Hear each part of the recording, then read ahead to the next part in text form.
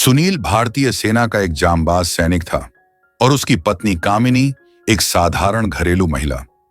सुनील की पोस्टिंग कारगिल के बॉर्डर पर हो गई थी और कामिनी अपने घर में अकेली रहकर उसके लौटने का इंतजार करती थी। कामिनी का पड़ोसी अनमोल गोयल अकेला रहता था और सुनील का अच्छा मित्र था। अक्सर जरूरत पड़ने पर कामिनी उसकी मदद ले लिया करती थी। एक दिन कामिनी की तबीयत बिगड़ गई। जब उसने सुनील को फोन किया तो सुनील ने अनमोल से कहा कि वह उसे डॉक्टर के पास ले जाए। अनमोल ने खुशी खुशी उसकी मदद की। धीरे धीरे कामिनी और अनमोल के बीच दोस्ती बढ़ने लगी और यह रिश्ता प्यार में बदल गया। एक दिन सुनील को 2 दिन की छुट्टी मिली। उसने सोचा कि वह कामिनी को बिना बताए घर जाकर सरप्राइज देगा, लेकिन ट्रेन लेट होने के कारण वह रात 11 बजे घर पहुंचा। हाथ में गुलाब के फूल लिए उसने दरवाजे की घंटी बजाई। दरवाजा खुला और सामने आधे कपड़ों में अनमोल को देखकर उसके पैरों तले जमीन खिसक गई।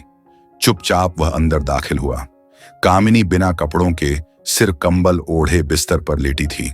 सुनील को देखते ही उसके चेहरे की हवाइयां उड़ गईं। सुनील का दिल टूट गया। उसकी आंखों के सामने अंधेरा छा गया। कामिनी ने अपनी सफाई में कहा कि अनमोल ने उसे नशा देकर दुष्कर्म किया था, लेकिन सुनील जानता था कि सच्चाई कुछ और है। उसने कुछ नहीं कहा और उसी वक्त स्टेशन लौट गया। सुनील के दिल में बदले की आग जल चुकी थी। उसने एक योजना बनाई। सुनील ने अनमोल के घर से एक चाकू, एक शराब की बोतल और 2 गिलास चुरा लिए, जिन पर अनमोल के फिंगरप्रिंट थे। उसी चाकू से सुनील ने कामिनी का गला रेत दिया। उसने अनमोल की शर्ट पर कामिनी का खून लगा दिया और चाकू को अपने घर के गमले में छिपा दिया। चोरी की गई शराब की बोतल और गिलास बेडरूम में रख दिए। सुबह जब काम वाली बाई घर पहुंची तो उसने कामिनी की खून से लथपथ लाश देखी और चिल्लाने लगी। पुलिस आई और छानबीन शुरू हुई। पुलिस को चाकू, शराब की बोतल और गिलास मिले, जिन पर अनमोल के फिंगरप्रिंट थे। काम वाली बाई ने बताया कि कामिनी का पति सुनील फौज में है और उसका एक पड़ोसी अनमोल अक्सर उसके घर आता जाता था। अनमोल शहर से बाहर गया हुआ था, लेकिन जब पुलिस ने उसके घर की तलाशी ली तो खून से सनी शर्ट मिली। जब अनमोल वापस आया तो पुलिस ने उसे गिरफ्तार कर लिया। फिंगरप्रिंट जांच में भी वही साबित हुआ। अदालत ने अनमोल को दोषी करार दिया और उसे फांसी की सजा सुना दी। सुनील को लगा कि उसने अपना बदला पूरा कर लिया, लेकिन वह चैन से नहीं रह पाया।